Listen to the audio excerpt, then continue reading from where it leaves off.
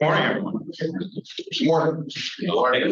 Thank you. It's bright outside. It's nice outside. I'm glad to see the energy is here. I appreciate everybody being here. My name is Connor Wrighton, and I serve as a co-chair for the Business Advocacy Committee here at the Salem Chamber.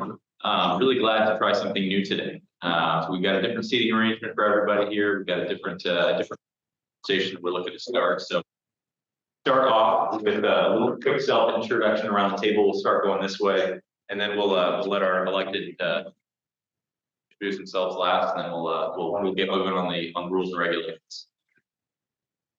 Morning, everyone. Katya Mendes with Mountain West Merchants. Zachary Sloak, Northwest Natural. Jason Brand, Oregon Restaurant and Lodging Association.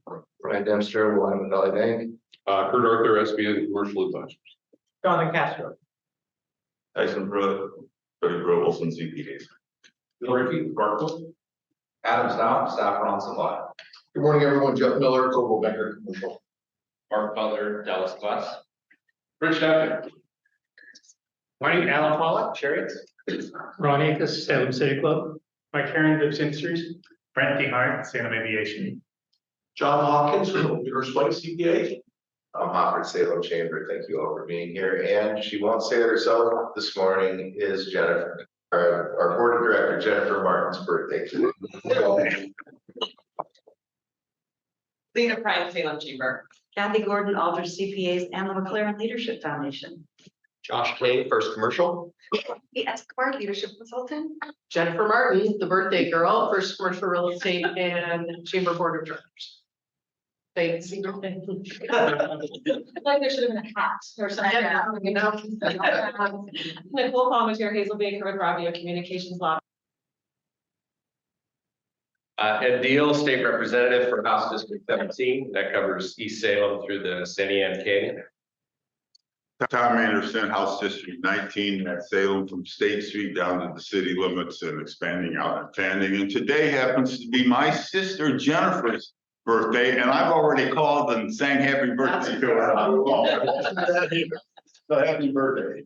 Thank you. Good morning, Kevin Mannix. You're in my district, House District 21, which is Kaiser and North Salem. We're in his district, State Street generally north.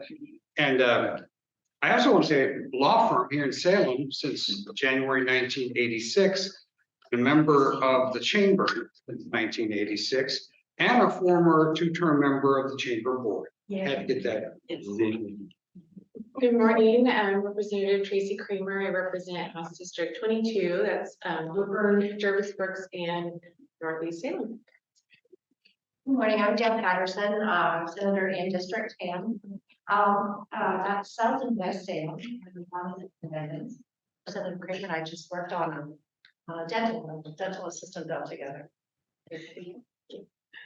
Well, again, thank you all for being here. Again, this is a fairly new format that we have this morning. It's a little more free form than I think we normally have. We don't have presentations or slide decks this morning. We're looking to really propagate a conversation between the business community and our elected officials. So what we're going to look to start to do is just to kick it out to the audience at the beginning, to ask questions and really start that conversation. Again, when we have a free form conversation like this, we really ask that we kind of try to keep it on the rails here. If you have a 3-minute comments that you'd like to make, I'd really appreciate it if you'd send that to our representatives through the mail or through their offices. Today is really looking to have a question and answer response conversation type of setup. So we will do our best to make sure that everything stays productive. I'm sure everybody here is looking for the same. So I think just to get us started, again, we don't have opening statements, anything like that. I would like to just kick it to the business community here today and ask, what do you all think is working to begin with, and something that you've seen out of this session that you think is positive, or something that needs some work. Obviously, this has been a pretty unique session, although I don't know if you can really say that it's that unique, since we've seen these circumstances that we find ourselves in a few times before. But again, this is sort of a new thing that we're all trying to go through here, and so I'd really like for us to mention things that are working well, in addition to things that we'd like to see. So if anybody would like to get us started, I would really appreciate that. Otherwise, we can kick it over to our officials to mention something that they've been really proud of for them to work on behalf of the Salem business community in this session. So is there anybody who'd like to get us started with a question or comment about the session? And I'd be interested to hear what each one of you think is the biggest challenges or challenge facing our states. What do you think the solution would be? And let's start. Yeah, sure. Want to start here with that one? Well, you're gonna probably get 6 different opinions, although it's surprising, I have to say, how much we work on together. Just to say that 95% of the bills that have been passed the last election and so far this time have bipartisan support. And so I'm looking down and I think I'm working with everybody here on at least one of them, if not many of them.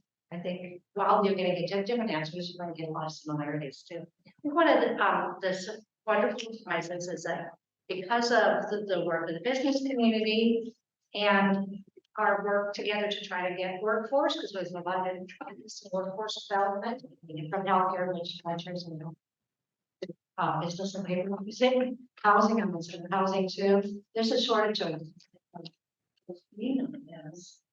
I'm too rich to the fire to rich here.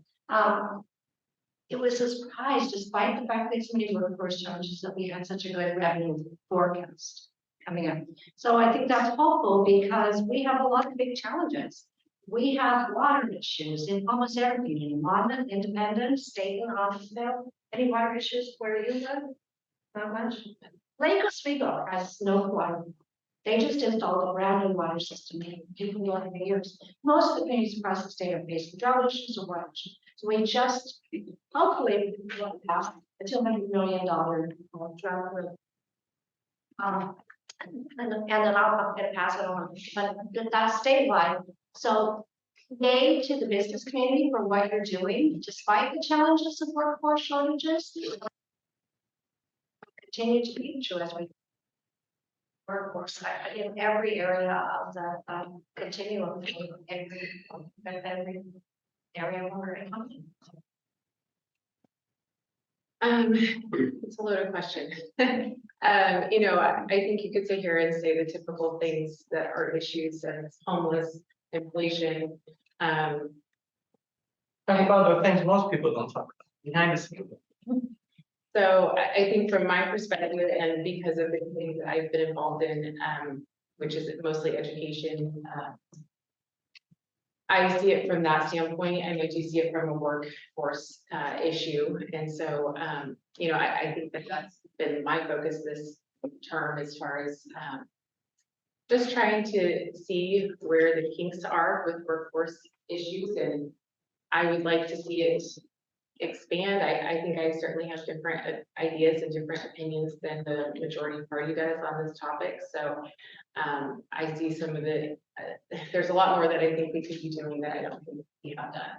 And it concerns me. I think we all know that the workforce, it starts with our kids, and it starts with feeding into them. It starts with educating them. I would like to see an expansion of educational options that's not currently there, and I don't know if there. So my focus is really in that realm, and how to solve it. Do you think we need more money, or do you think we're misusing the money that we? I think it's a combination of both. We just voted on the ODE budget in our Ways and Means, our subcommittee Ways and Means yesterday. It's a massive government agency that has over 800 employees. I would like to see that cut down. I think it's way too large, and I think there's a lot of money going into a massive agency that is not producing results, in my opinion. So I think it's a little bit of both. I think we need more money into it, but I think it needs to be sent the right way, and I don't see that happening currently. From a substantive perspective, I'd say we could be talking about homelessness, which is a combination of failure to address mental health, failure to address drug and alcohol addiction, failure to include accountability for possession of drugs, which we need to return to. Then you can talk about the tax system, which is a system that now is making it harder and harder for entrepreneurs to be successful. However, as an example of the process problem, just yesterday, or was it even the day before? Today is Thursday, I'll say yesterday. The Senate Revenue Committee passed out a death tax reform bill, which I've worked with Senator Hansel on since last year, which will allow forestry and farm and fishery families to have a $15 million exemption from the death tax if they're passing it on to their families. A tremendous reform. That's a great substantive answer, and that's Senate revenue. But what's going to happen? It will go to the Senate floor, and we have a process issue. The elephant not in the room, my Republican colleagues in the Senate who have walked out. And that nice revenue bill will sit on the Senate floor and it won't be able to move because there won't be a quorum. We have a host of House bills, all appropriations initiated in the House, and they will go over to the Senate because it will come through Ways and Means. I'll be carrying some of them, including the entire budget for our transportation department. And it's going to then go to the Senate floor and sit there. And if I sound critical, I am being critical about a process issue. Now, I can blame my Democrat colleagues a little bit because of some of the things they've said, but I can also blame my Republican colleagues in the Senate because they've walked out in protest to a couple of bills that we fought over in the House. We had a fair fight. We spent 13 hours on 2002, I think 7 hours in 2005. I think they're both bad bills, but they passed the House. And they've gone to the Senate. And in this process, the process is supposed to work. So I'll stop there for a moment and say there are solutions that may still be worked out, but every House bill that's going over to the Senate right now is going to be piling up on the Senate floor. Well, first they have to go through Senate committees, which, by the way, are still operating because you just need the majority of the senators, and many of the Republican senators are showing up for committees, but not on the Senate floor. So we'll see a pile up in the Senate of House bills, important appropriations, and a pileup of Senate bills. And I just mentioned that death tax reform, which to me is very important. And where are they going to go? So we need to break up that pileup. And there's going to need to be a lot of discussion about that. I won't go any more about that today. There are other substantive issues to speak about, but we will be a dysfunctional session if we don't solve that problem. And yes, get some of my Republican Senate colleagues to show up and get some of my Senate Democrat colleagues to talk a little more about how we reconcile some of these issues. We will be an embarrassment to the nation if we don't get some of this legislation passed. And sure, the last day we'll pass some ordinary appropriations measures. Guess what? We already have passed the appropriations measures for our regular state agencies until September 25. That was a backstop bill done at the beginning of the session. So your regular government operations will carry on at the current level. But you'll see nothing novel, no reforms. So now, if I sound a little angry, I am. Because some of us have busted our buns this session to get things done, and we still want to see them done. And I'll stop with this idea. There are some bad things that happen in legislative sessions, but there are good things that happen. In my view, we have an opportunity for a session where there's a lot more good than there is bad, and we have to keep working at it. And that means we have to have a conversation. And I've taken up more than my share of time, but I'm passionate about this, and I'll stop there. I just have a quick question. I'm curious to ask the room, how does everyone understand why the Senate Republicans are walking out, or would it be helpful to hear from Kevin as to why they're stepping? A brief answer. House Bill 2002, which we fought over, provides that people under the age of 18, possibly 15 to 18, possibly without a limitation, can undergo sex transformation surgery without parental notification, without parental consent. That is an abomination as far as I'm concerned. It also provides that there's untrammeled abortion rights for children. And even by legislative council testimony, it could be as young as 10 undergoing an abortion without parental notification or consent. So yes, that is an abomination. I hate that bill. It passed the House. And later we can always hold people politically accountable for how they voted. The other one is 2005, which in the view of many of us who believe in firearms rights for real people, honest citizens, it tramples on our Second Amendment rights. And that too passed the House, and that's in the Senate. Both of those are bills which some of us really don't like. That's the nicest thing we could say. But they have passed in the democratic process, and people can be held accountable later in elections for how they voted. They're in the Senate, and the Senate insists on moving those bills. We'll see what happens. And those are the two bills that are really at the center of the walkout. 2002 in particular. Kevin, you said that we're gonna be an embarrassment to the nation if we don't conduct ourselves in a more professional manner, work together.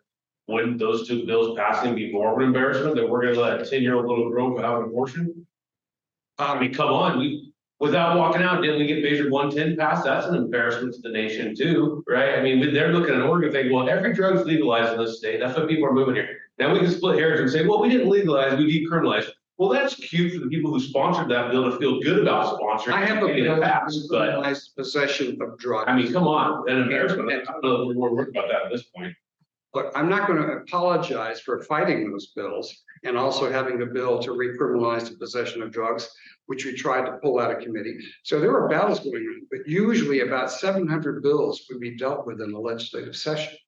And if we want to talk about transportation, if we want to talk about education, we want to talk about real healthcare, those are things that will get jammed up. On the other hand, we already have, frankly, abortion on demand in this state. And it's, to me, that's awful, but it's there. And this just makes it a little worse as far as I'm concerned, if anything can be made worse in that regard.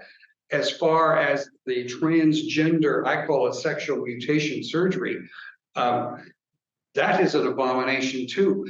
But the media will not carry as much about that as they will. Oregon fails again. We already have a tough tax structure. We have a tough regulatory structure. There's some bills that improve on that. And so in the totality of things, I'm also there to represent my constituents. And when they get up in the morning, they want to know whether they can get to work, if they have a job, do they have a good school for their kids? There's a lot of other issues they want handled. So we're gonna have a number of our Sorry, I'm speakers have talking to too much depart at 7:45, so I want to make sure we keep the roundtable going. I believe we're on Representative Andersen next. Thank you very much, Tom. Representative Mannix and I don't agree with on a whole lot of issues, but we do agree on the issue of we have to get legislation moving through both chambers of the House. And I think the House, the representatives, we've done our job. We've taken a lot of time to look at bills, and whether you agree or disagree with the bills that came out of the House, we did the job that we were elected to do, face the issues that confront the Oregonians. And I will say, yes, we did, I thought it was 11 and a half, but it's 13 now, and pretty soon it'll be 15 hours on the reproductive rights bill. We came back the very next day on all the gun safety bills, and by the time we did that, it only lasted about 5. Kevin says 7. Yeah, because we were so tired from the one bill, nobody had the energy to get up and do it again. But I really think that the blockage of bills getting through the Senate is of a major concern to me. Whether you like them or don't like bills, our job is to come here and discuss them in to an orderly way and pass things. And Kevin is right. If people don't like the way the bills went, that's the ballot box. What you can do about it. I will say that to me the biggest challenge is the workforce issue, and the sub-challenge of that is the housing. We've got to be able to house the people who are here, and as we grow the workforce. So to me, housing is the biggest problem we've been facing. Thank you. I've been very outspoken on House Bill 2002. I think it's horrific. But I'm really disappointed in what's going on, that we're divided. And I think I want to see both sides come together. I don't want to see bills like that where half the state is horrified by it. That's not how we should be legislating. We should be seeking common ground, find some compromise, and bills like that should be changed because, like I said, half the state finds it horrific. We should not be forcing those things down people's throats because we get what we have right now, which is just a blockage. and it's blocking good things and bad things.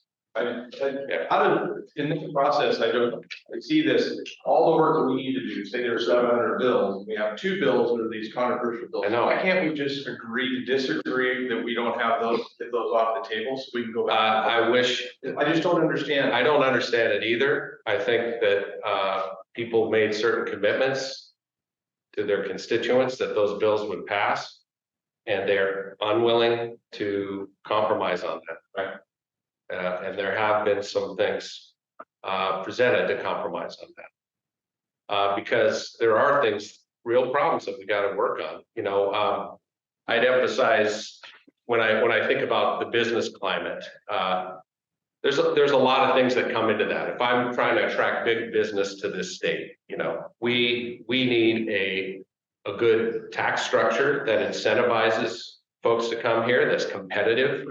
I've been a big advocate of R&D tax credits and tax incentives and having the state help fund certain infrastructure and system development charges to offset the cost, because it is more expensive to build in Oregon. Just is.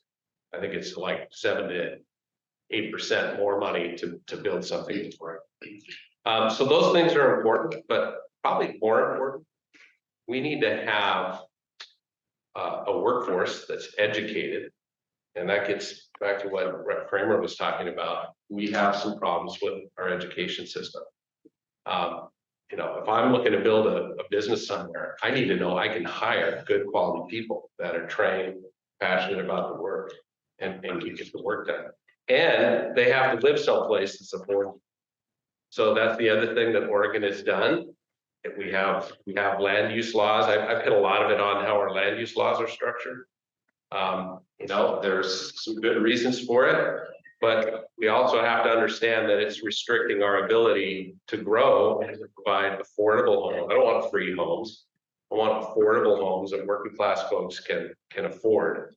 And we are making that very, very tough to do in this state. So if we could be willing to invest in some infrastructure to solve some of the, like Almsville, city of Almsville has an ancient water treatment. If they could deal with that, they could build more homes. And be willing to compromise a little bit on our land use to allow some of these cities that want to grow. And I'd like to see those decisions made locally. Let a local community decide what their vision of the future is. Is it a future with multifamily dwellings? Is it a future with combo business, single family homes, whatever that is? I'd love to see those decisions made locally and not mandated down from the state. Thank you all. I have one comment here that I'd like to throw back to the audience here. I really was excited by the mention of the Almsville water problem. I think that's a really specific thing that is limiting growth in a very specific way. And so I'd throw it back to the audience and say, are there any specific legislative issues that are either facing the legislature right now or could be in the future that would help you specifically grow your businesses? And kind of move ourselves in that direction towards, you know, what is limiting you and what can the legislature do, and mention some of those specific items back to the folks that we have here, because again, we have some who have to leave here about 20 minutes, and I'd really like them to leave with some really specific ideas for how we can get economic growth into the Mid-Willamette Valley. So is there anybody who has any thoughts on specific legislation that's here or potential legislation in the future that would help your business specifically? And Connor, if I may jump in, I had great conversations with our delegation, and I really appreciate their commitment to Salem, who we are, what we can be, you know, what we want to be. And one thing that I think I've talked to everybody here about at different times too is what we've talked about in this room around Salem business. How do you not only incentivize business to come, but how do you incentivize business to stay? It hasn't been easy, and I think all of us have seen the number of businesses that have shut down, closed down, moved out of, you know, certainly downtown or other areas. And, you know, we've had good conversations I have with all of these legislators, and I appreciate their sincerity in that conversation too. But I would also ask all of you too, like what would help you as you're looking at how you can make it work here and continue to grow, because all of that help vitalize the Salem community and our options out in the future too. I'll just jump in real quickly and say that I think to that point, I think that all businesses need to get rid of the lawlessness that's going on. There has to be some sort of, going back to criminalizing activities, whether it's theft, drug use, the homelessness that's going on in front of some people's businesses. That's hard to overcome when you show up in the morning and people can't access their business or their clients. And then again, you're talking about some businesses that are leaving, specifically downtown Portland, not necessarily in Salem, but downtown Portland. It's because of crime and lawlessness. Things are just out of control. Can I do a follow-up on that? A question for you? So we definitely, that is big time important. We see businesses leaving. We see high salaried folks leaving because the tax situation is crazy. I just talked to a lady yesterday. She's looking for homes in Vancouver, leave Portland. On those, how do those issues play out in Salem? In regards to the home, do you see businesses that don't want to come here because of the homeless issue in Salem? Businesses downtown specifically, and there's other commercial brokers and the 100 rooms and those questions as well. And I don't want to be the only one talking about it, but I do believe there are groups that will not come to Salem. In fact, I would think there's people that won't come to Oregon to invest in property, commercial real estate here because of some of these issues. There's certainly employees that won't come to this town because of the homelessness and because it just looks like a trash bucket everywhere. I flew a employment candidate in from Arizona, he and his wife. Unfortunately, they're staying at the Grand Hotel. Back then, they're telling me to get off of Mark Street. Back then, Mark Street was a disaster underneath I-5 with the amount of homeless people. They got to that stoplight there. They're looking around. They met the realtor that afternoon. Next morning, they come to my office, said, hey, this road over here, we got off I-5 and go to the hotel. All these homeless people, what is that all about? She's an educator. And she's like, I don't see us working here, living here, certainly under that condition. They go downtown to have something to eat, homeless people all over the place. To Jeff's point, the lawlessness, you can do whatever you want on the side of the street in this town. They didn't come to work here. And we already have a hard enough time to all of your voices, and Paul mentioned that people coming to work here, getting people to work here is tough for a array of reasons, and that one certainly doesn't help. Could I jump in on that? Because I wanted to let you know that we've got legislation coming to the Senate, if we can pass it, that the House has worked on hard and in concert with committees in the Senate, and specifically for public safety, almost, actually a little bit, $4 billion. $813 million to fund the Oregon Department of Justice to deal with human trafficking and put together community-based violence prevention programs, crime victim and survivor services, $690 million of the Oregon State Police for them to improve their attention. We know that Salem Police Department, I realize the Oregon State Police Department, but just like the Salem Police Department, which is short 60 officers, the Oregon State Police are short troopers too, and they're having a very difficult time recruiting and retaining people. So that $600 million would improve the ad retention, help with background check backlog, because we're behind on that, and improve their IT. $2.2 billion for the Department of Corrections, so that we can actually have the ability for things that are on current crimes on the books, like theft, which is a problem. We've all seen it, to be able to address that. And $750 million for the Judicial Department to help them, $83 million for the Department of Public Safety to address law enforcement and training capacity, and also related to public safety, although not crime. $73.9 million for the Oregon Department of State Marshal, Fire Marshal, because we don't know what's coming down the road on fire safety. And also House Bill 2395 invests in behavioral health crisis response teams to address the fentanyl crisis. Because right now in the US, fentanyl overdoses are the leading cause of death for people from age 18. Gotta get it. Well, And I know they're Friday, but we're investing over $4 billion in this coming session. We can get those bills. how much would it cost to repeal Measure 110? Gotta make some changes there. Wait, that was a ballot measure. Just Move it to sound room, some of them over here. Well, I'm good. Kind of, I mean, I will follow up. I mean, it seems to me when people keep talking about homelessness and how bad it is, they're really referring to how bad it was. And they kind of leave out a lot of the effort that Salem's done and where things are now. Not that there still aren't problems, but as I understand it, Salem has been seeking some legislative support to help fund some things that they are currently trying to do. I have requested for $9 million to help support the navigation center and other homeless resources. That was my question, as to where are things right now related to those efforts that the city of Salem has asked for support in addressing the homelessness and housing. I think I can address that a little bit. I was on the Salem City Council, so I know all the stuff that Ron was talking about. We really worked hard on a lot of these issues, specifically navigation center.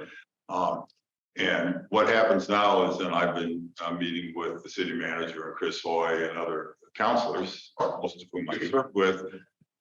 We now can put budget priorities in the governor's office, and we each get to pick 3 top ones and a bunch of lesser ones. And my priorities have included things like Senator Patterson was talking about and what you're talking about. So see what the governor will do with that. I also want to say that I serve on the Judiciary Committee.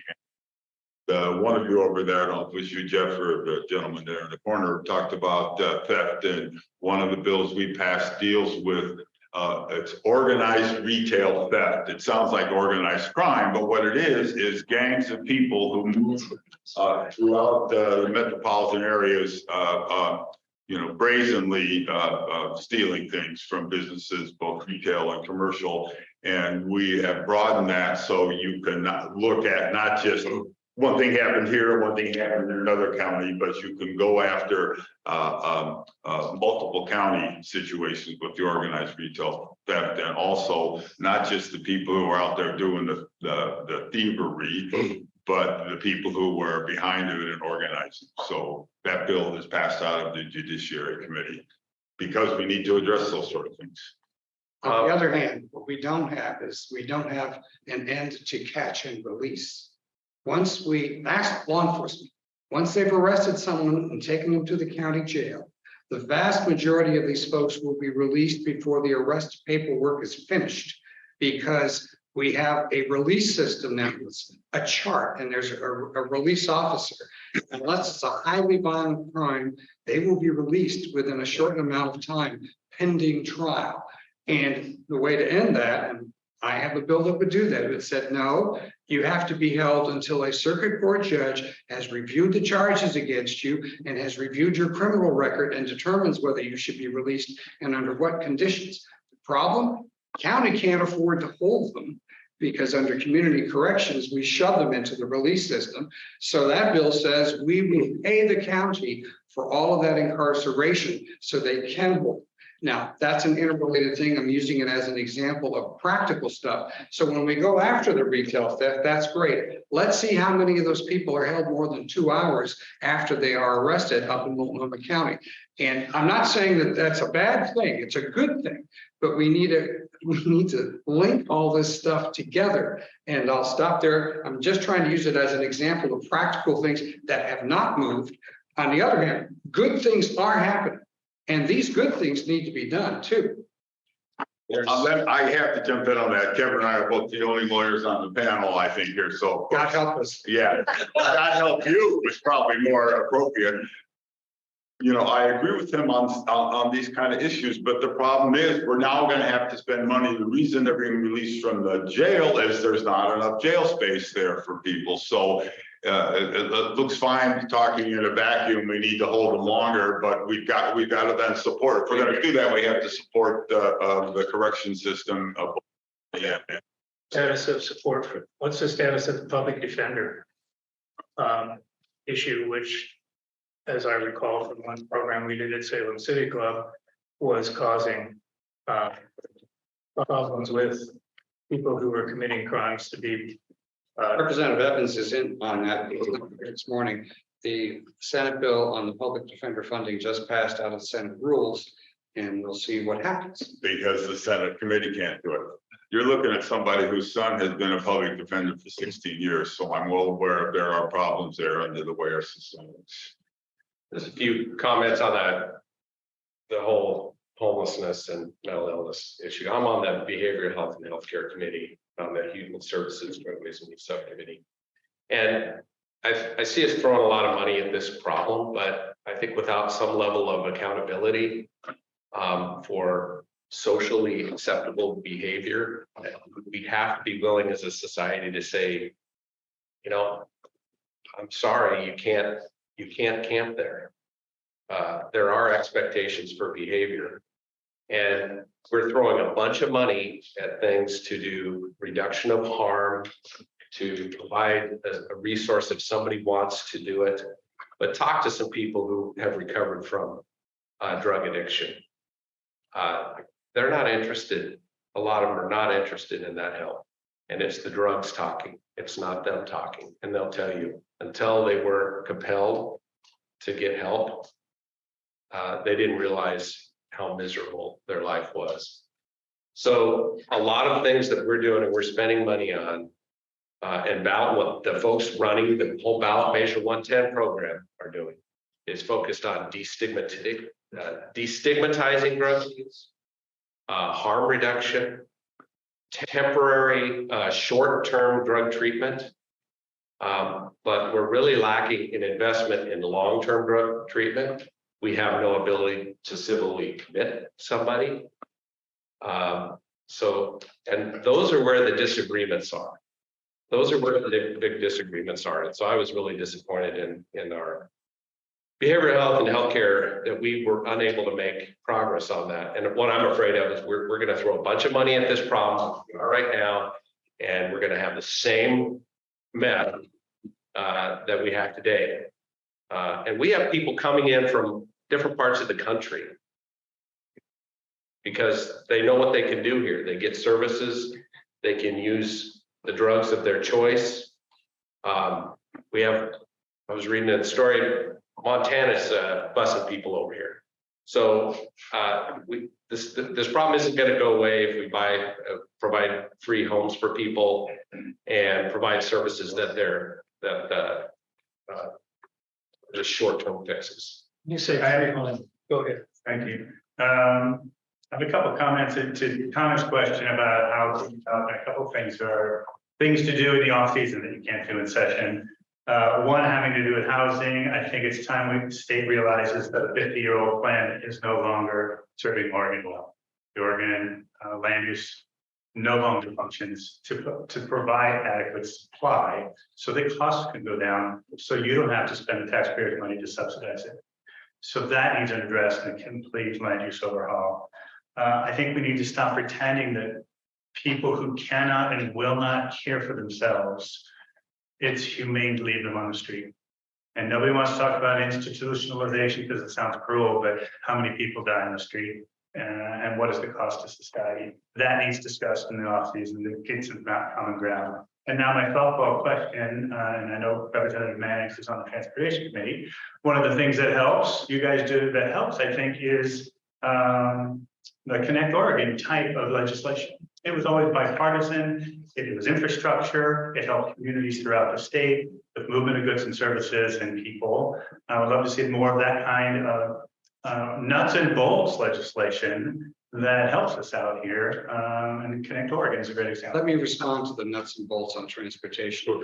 We've passed out of joint transportation the task force to evaluate Willamette River Bridge north of Kaiser, since Salem decided to say no. This won't be Salem, it won't be Kaiser, it'll be north of Kaiser. We've passed out of joint transportation a task force to evaluate a commuter rail system from Salem along the Portland and Western line all the way up to Wilsonville to connect up with a commuter rail that already exists from Wilsonville to Beaverton, and then to run it into Portland. So you'd have a commuter rail system in addition to the Cascade line that runs on the Union Pacific line. We've also passed out a bill that revamps the Connect Oregon funding process to make it smoother, simpler. And we have another bill pending which would improve the tax credits available to short line railroads, for them to improve their lines, practical things. We also have got some funding for our airports. 57 of our 97 airports qualify for FAA funding, 90% federal money, 10% state. We need to enhance it. I don't want to get on a riff here, but on transportation. You don't. Well, we've also, we've had legislation to deal with the Hood River Bridge and the Cascade Locks Bridge, and also some other bridges that have to be dealt with. And we held off on tolling because that is not very popular to pay for existing roads. And now we will have an interim work group on how we really pay for our roads. So a lot of this practical stuff has passed out of joint transportation and is waiting. Well, Brent, here's another part of that answer, and this is an area that Kevin and I agree with. I'm a little, don't know much about the bridge in Salem, of course, but I will tell you that I've got another bill that went through the committee that signed on to it, and so did Senator Patterson, and so did Rep. Evans, where we're developing a Salem streetcar system that will eventually hook up with the West Rail that Kevin was talking about, or could potentially even hook up with what's coming down I-5. And it would go from West Salem all the way out, all the way through downtown with spurs, loops, and spurs down to the various agencies. And it's being the Salem Kaiser Transit District, and Alan's here, would be the lead agency to do a feasibility study, and talked with Tom Hofford's been in our office talking. We want the chamber to be in that group. The hospital has already been in it. Willamette will be in it. Will also serve the State House. So all these things we're working together on to improve the traffic connectivity. And let's see one more thing, Nicole. Kevin and I just yesterday had a conversation about the bridge north of it, and the ideal north of town, north of Kaiser is what his bill would say, and the ideal is the Wheatland Ferry. There's already 2 highways that come there, and it would be relatively easy to put another bridge across the river at that point, and that really is going to be the focus of the bill that Kevin was talking about, which I support. And I would say to the conversation around streetcar, and Tom and Lena and I did have a good conversation with the representative about it. What I do appreciate is that I think that the chamber might have a different vision of this than perhaps Representative Andersen did, but we all sat in the room and said, the conversation is important. Yeah.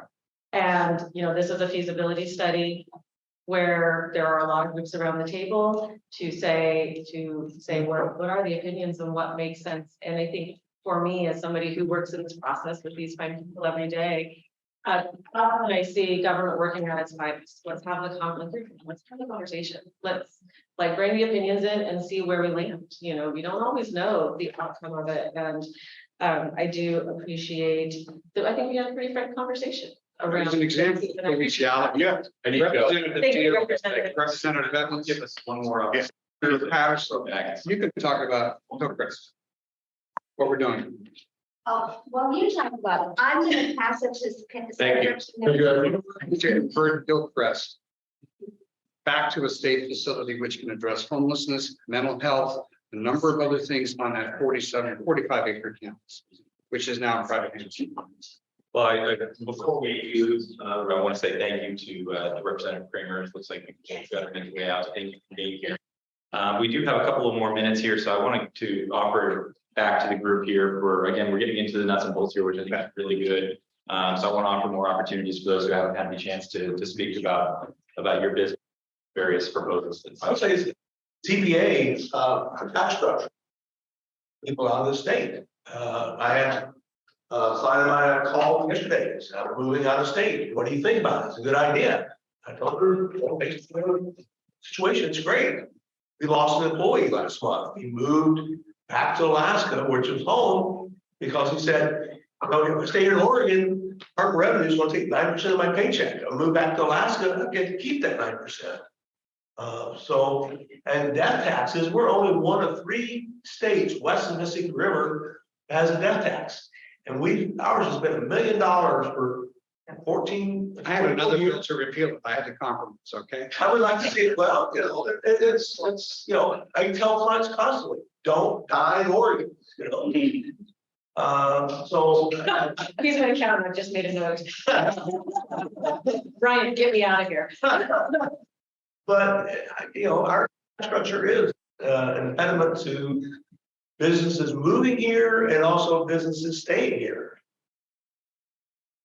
There are several tax bills.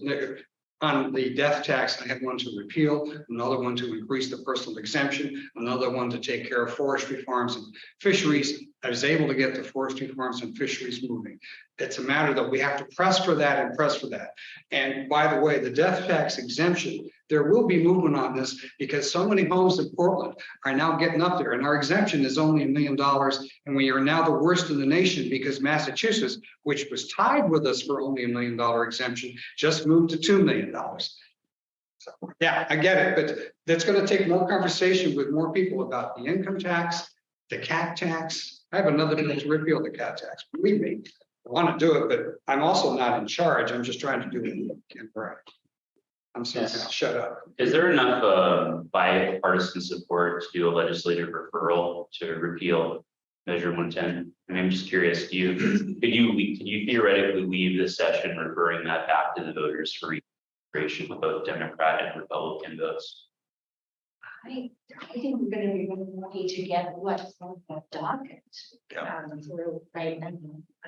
Jason, I've heard of no conversations and Representative Mannix claims to be one of the lower people in the House. So you're really looking at the lowest person in the House. I'm at the bottom end of the pyramid. And so maybe there are discussions above my head, but I haven't heard anything about it. I had a bill to repeal Measure 110. We do what are called bill pulls. You have a motion to remove the bill from committee since they haven't done anything. And we got 30 votes. You need 31. So 25 Republicans, 5 Democrats joined us to put out that 31st vote. We couldn't pull it to the floor. And so there is a desire to do something about it. I predict that if we don't do something about it by next spring with this 2-month session next year, you will see a ballot measure that addresses the recriminalization of street drugs and cleans up the deviation of the money, which is not getting where it really needs to get in terms of mental health and drug services. We'll see. I mean, I think there's going to be a bit of a reckoning at the ballot box for both parties if there isn't something done at a minimal level to give voters that right to reconsider the experiment that I think we all join forces on. So it doesn't really, I mean, in Portland, the survey results I'm seeing are pretty astronomical. I mean, they're historic. They're kind of precedent setting in terms of the amount of Democrats that are joining Republicans up there to kind of take a step back and say, wait, maybe we made a wrong decision here at the ballot box. Well, to have an opportunity. May well be right, Jason, but the problem that we face as a legislature right now is this was a ballot measure. It was passed by the public, not by the legislature.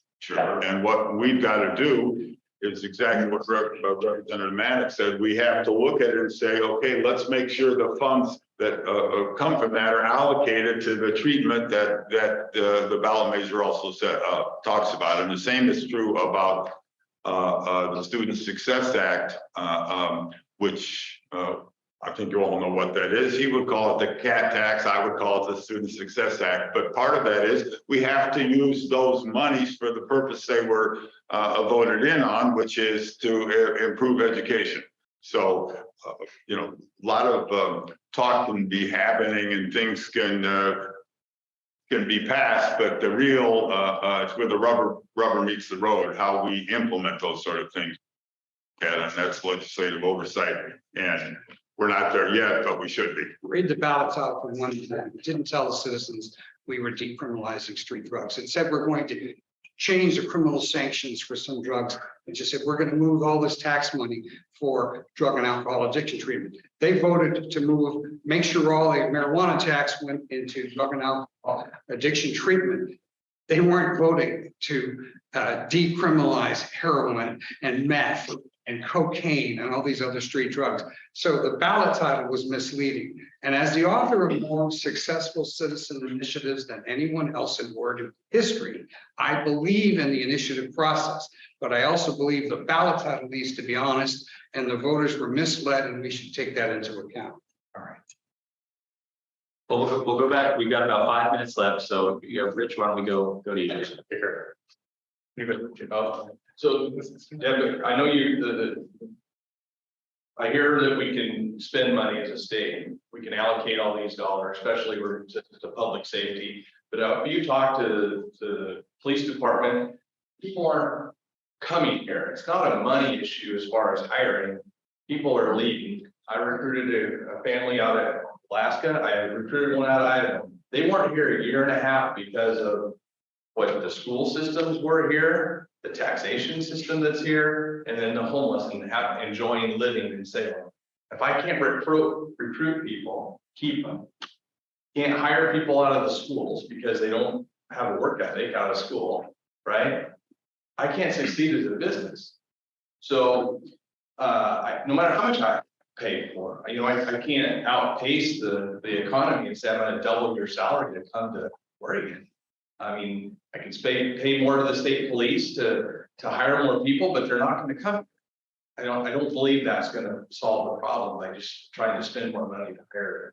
I think we got a real core problem of people even want to live and work in Salem and Oregon, and that's that core. We could focus that instead of focus on how we're going to spend more money on this study and that study. We're missing the boat. We're spending all this gravy, and we got to focus on these core things. Yeah, none of the public safety money I mentioned was for studies, just to be clear. I think Representative Mannix was talking about some studies related to feasibility and transportation issues. We have to work on the engineering and everything else. Yes. I would like to say, there are some real estate agents here, and for for personal property, the price of our houses continues to go up, making housing unaffordable, but also it seems to signal that there are people willing to move to Salem area and pay a good dollar to live here. Oregon is still a great place. I strongly hope that we would continue to invest and grow the CTEC programs. That's why I designated ARPA funds for the Willamette Career Education Academy. I'm thrilled that aviation is looking onto the airport. The CTEC that serves the Salem High School.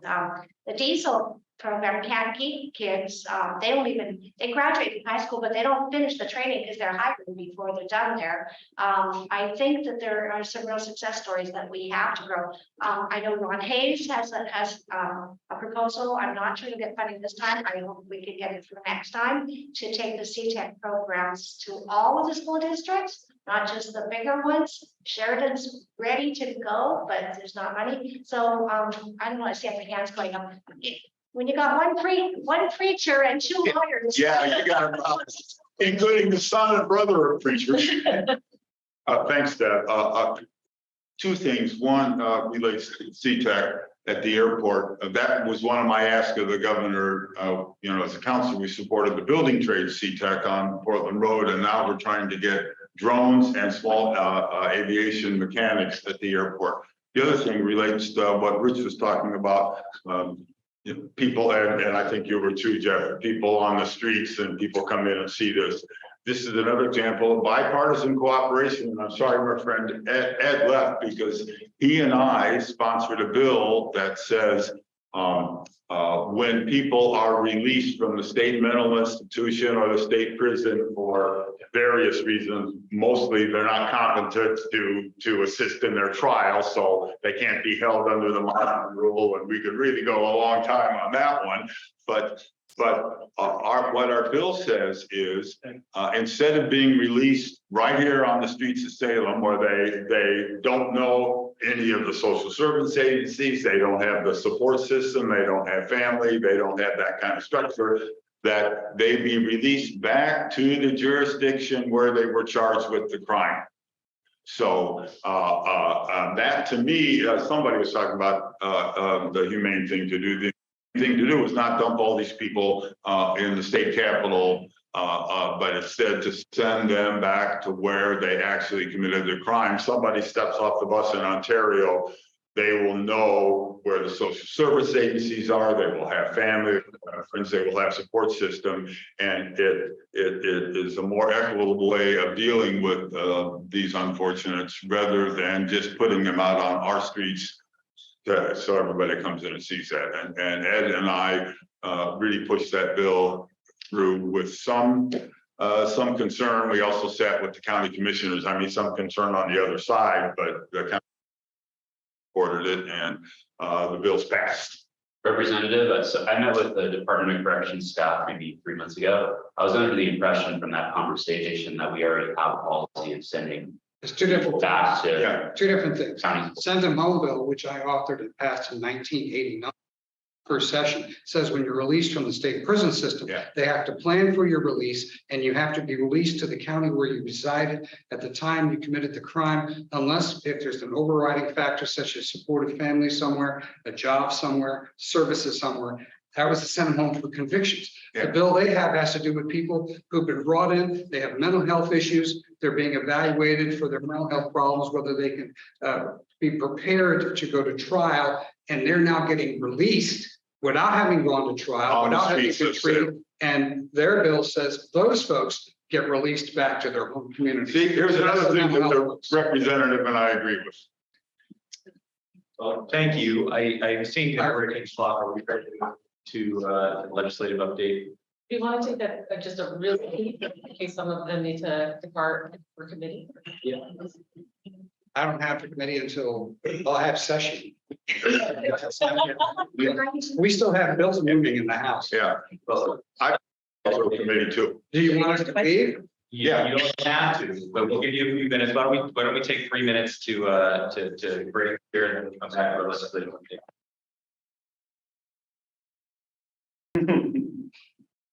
Go ahead. Nicole, yeah, please, thank you. Do you want, how do you want to do it? You want to stay? I'm happy to just sit right here.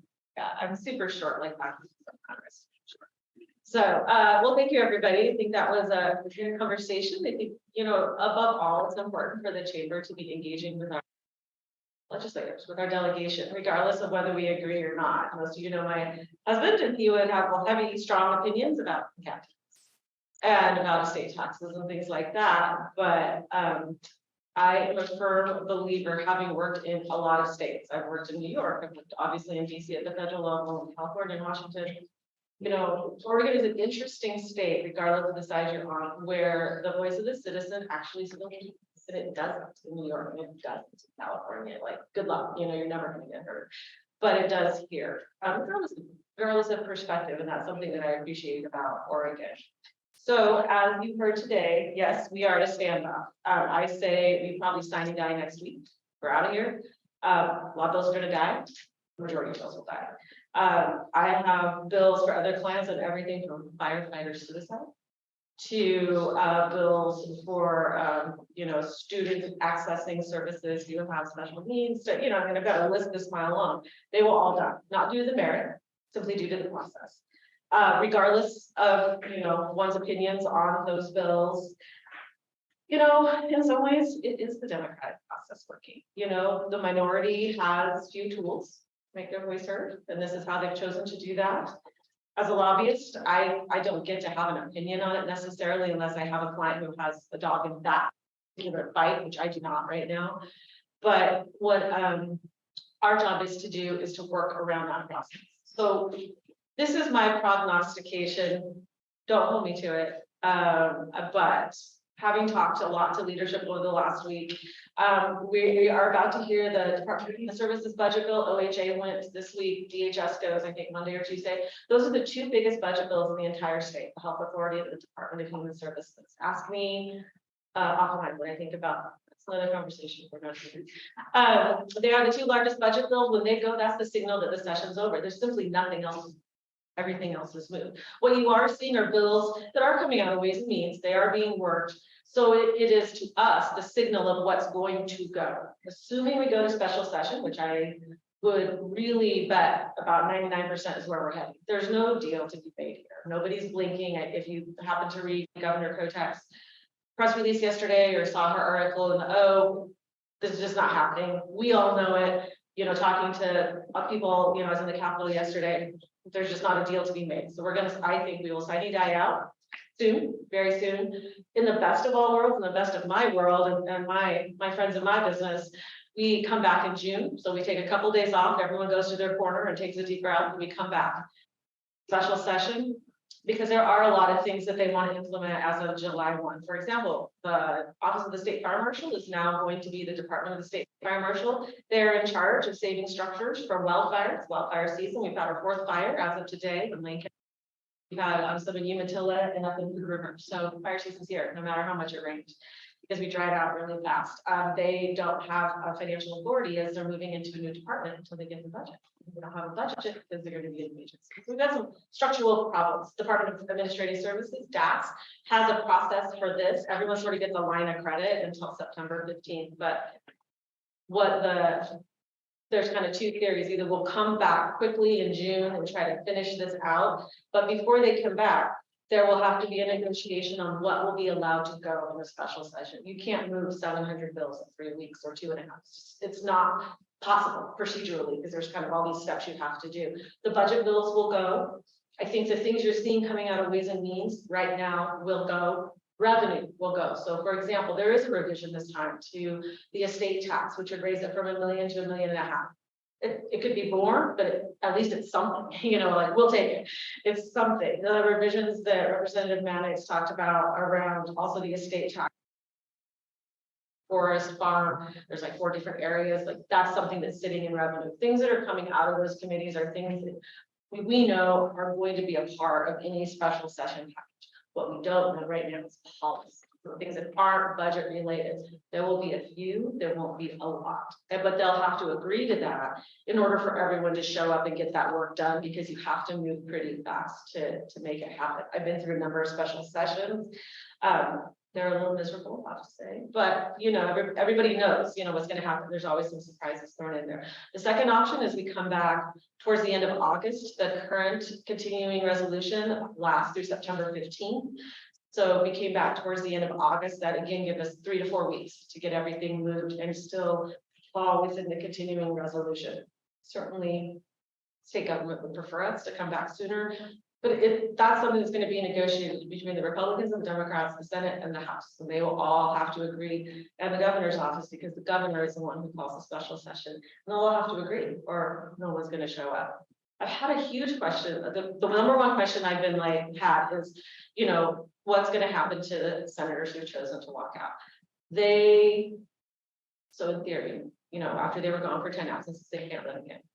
But that doesn't change anything until 2025. They're still in office. Everything still remains the same, and you will still have the same cast of people in office at a minimum until January of 2025. So we have a short session, 6-week session coming that everybody's going to have to deal with. So, you know, this conversation is not over. How and what they will allow coming into 24, it's going to be a big conversation. We generally file bills in September early. We file them early on. Legislators have a limited number of bills that they can file in the short session.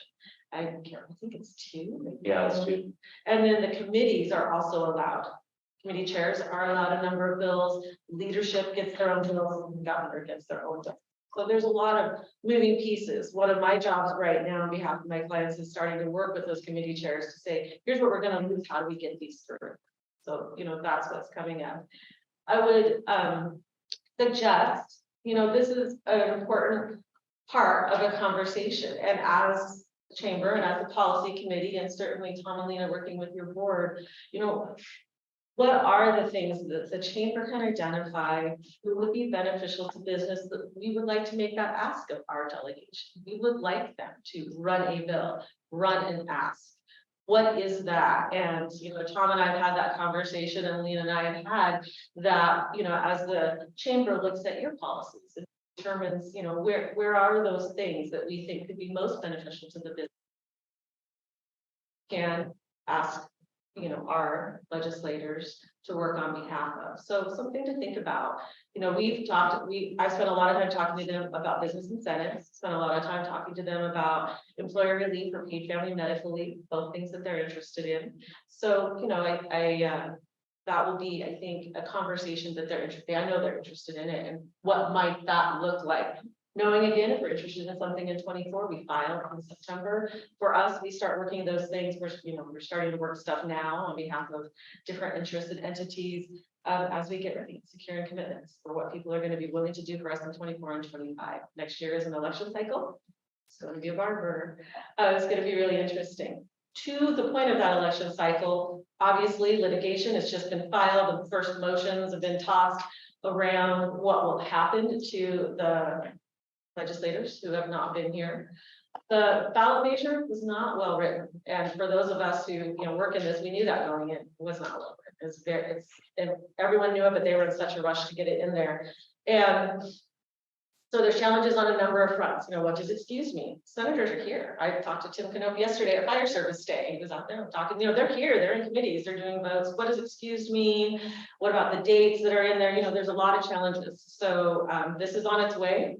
We're going to see what happens. I've heard from Democrats and as well as Republicans who say, I'm not sure it stands up, but we'll find out. The process has started. If you're a geek like me on policy, I'll be watching this like I watch the debates, which drives Ryan nuts because they're in the middle of football season and I won't let him touch the TV. It's a good thing we have more than one in our house, but it will be an interesting look to see how this stands up and then how that plays out into the future of it. But some things, like I said, that we have talked about before, like cat tax. There are some minor revisions that are happening to cat tax. Nothing I think that's really going to be significant to small business right now. It's more some minor fixes that came out yesterday. There are, different pieces that are, moving, but we're going down pretty fast in our numbers of bills that are being upped in committee. Today, there's another look at property tax. Continue to be a big conversation of property tax reform as that whole financial picture has changed around the states as property, like value with the requirements and limitations on that. What does that mean? So I could talk to you about a lot of bills, but I would say we're about to watch them cease to exist. When you have a special session, you don't get to pick up where you left off. You start at the very beginning. Every bill has to be refiled. Every fiscal has to be redone. Every revenue has to be redone. The whole thing starts at the beginning. But what we are seeing is what's coming out now is the signal that what we think will be coming up. And that's what we were talking about to legislators to determine what makes the list. What's important to make the list in special session? What's important to make the list in the short session? And I'll be continuing to work with Tom and Lena as the chamber thinks about what it is that might be possible on behalf of all of you. But I do appreciate the conversation with our delegation. I appreciate all of you being here. It's important that I'm a firm believer that accountability is one of the most important jobs of citizens to their legislators. Paying attention to what they do and that they know that you're paying attention to what you do. I think that's really a significant role. And like I said, here in Oregon, that matters. California, but in Oregon, we really do. Nicole, we've got a couple of minutes for questions here, and I'm going to ask one myself to start if I could. And I'm going to ask to go a little bit more depth on the scope of the special session.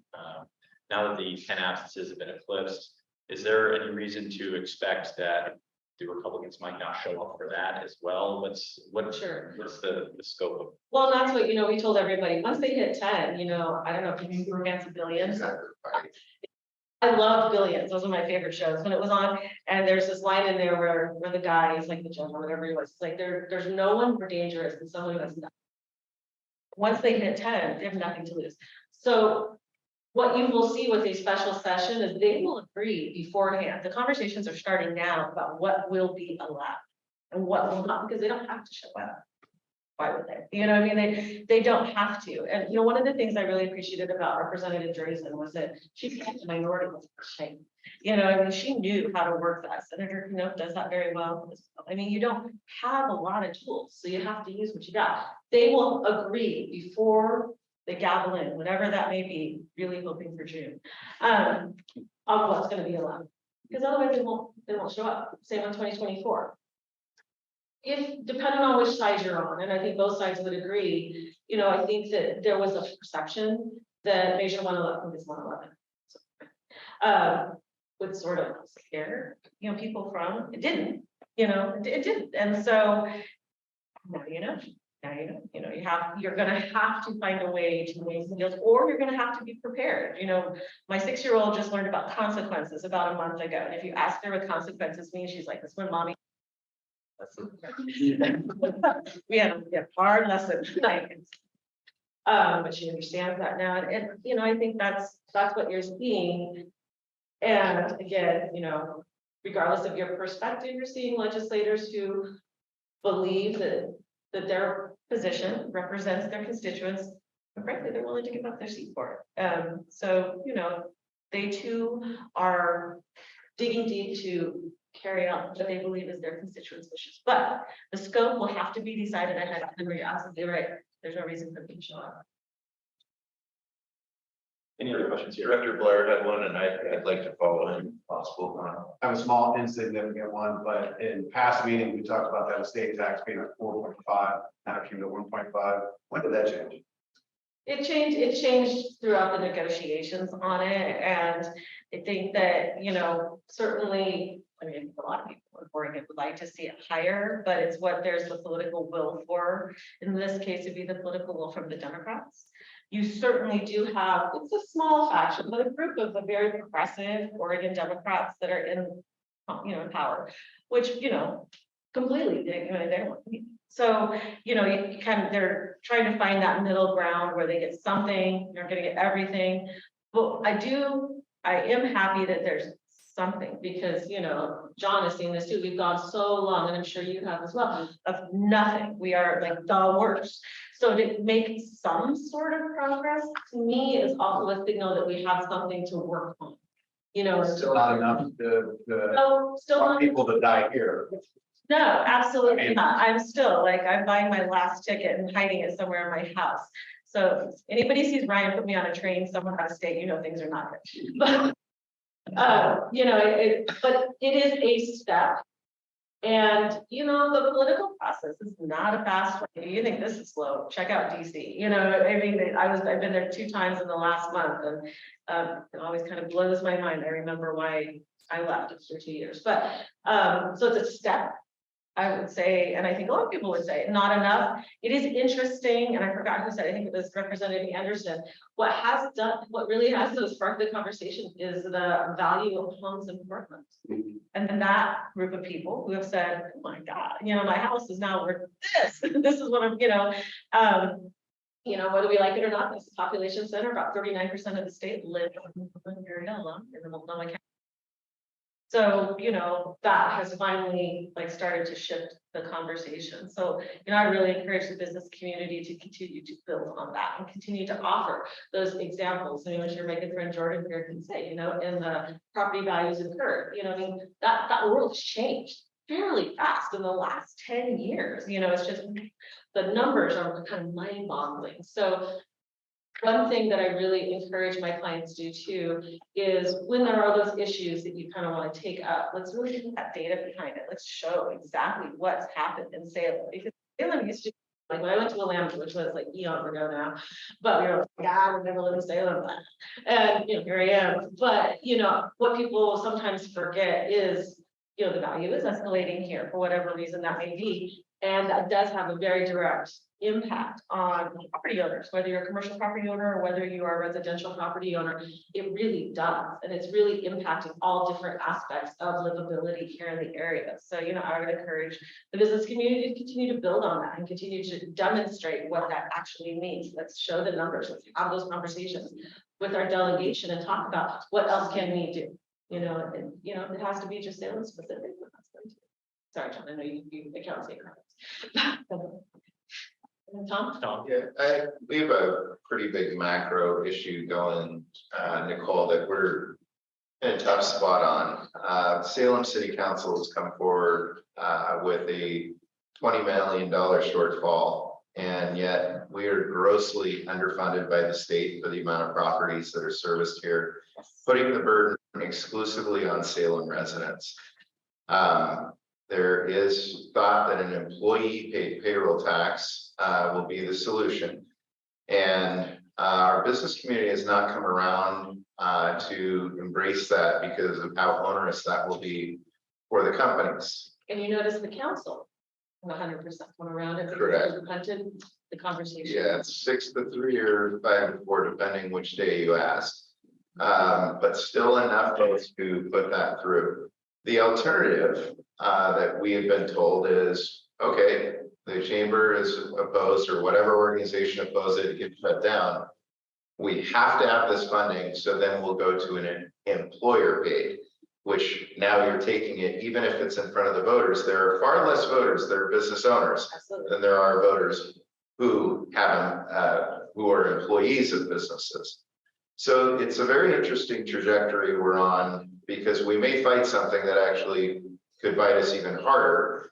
So I would ask you, is there, and is, in light of what they have said, and especially in light of the amount of money we're talking in play that came in, that there was absolutely no thought would be this high, is there the ability to have a localized ask from legislature to fill that gap to prevent a bigger hit for all of us in this community? And how would you recommend we go about it? Because I feel like joint organizations need to come together on this and see if we can save ourselves. Well, I feel like you must have been hiding around the corner when my good friend Bill Ricky and I were talking about this.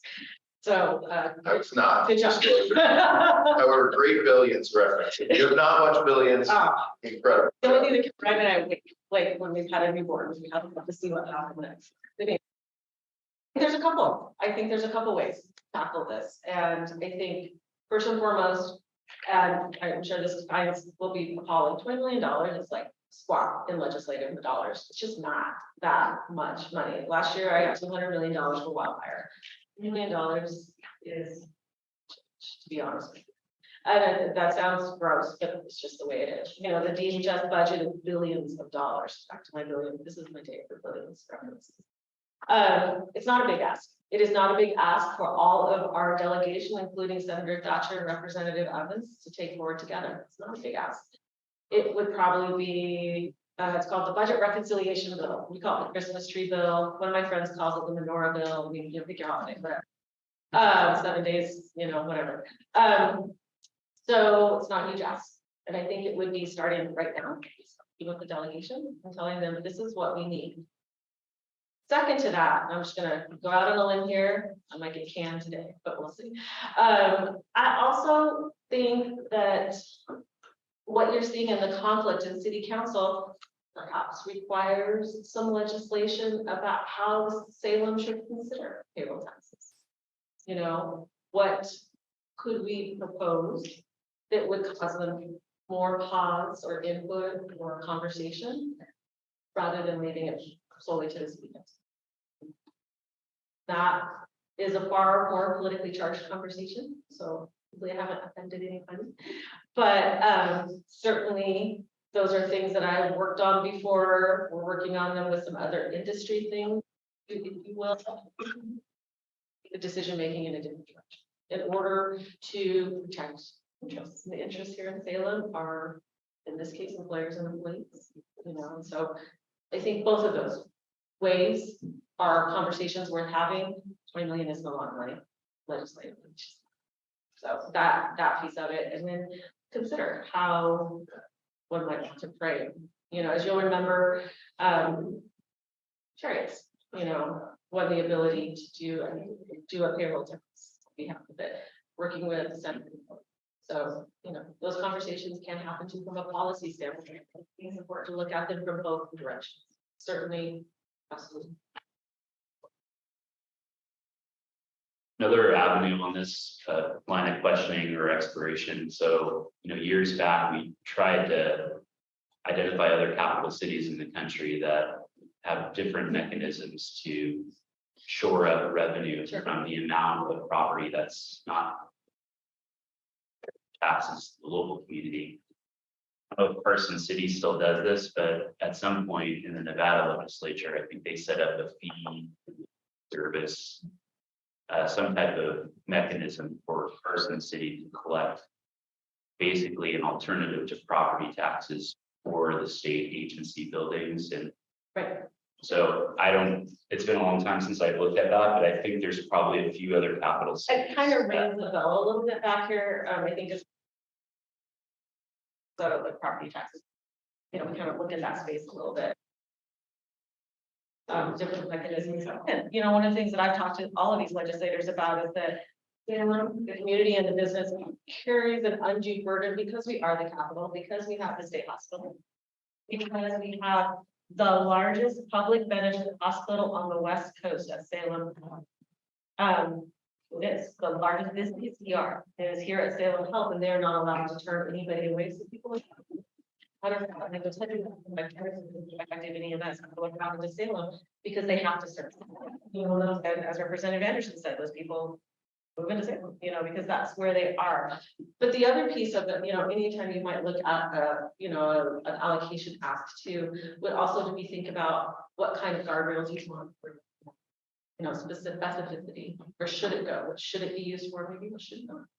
So, you know, all pieces that we think about when we're putting together these kinds of, you know, requests too. But, you know, it would be good to dig in a little bit and see what other capital cities, because that has been something we've been talking about is Salem bears the brunt of a lot. And, you know, there has to be some sort of acknowledgement and advocacy from our legislators. So, you know, I would challenge you back, Tom, and all of you, then what is it we want to ask them to do? Because I know they will listen.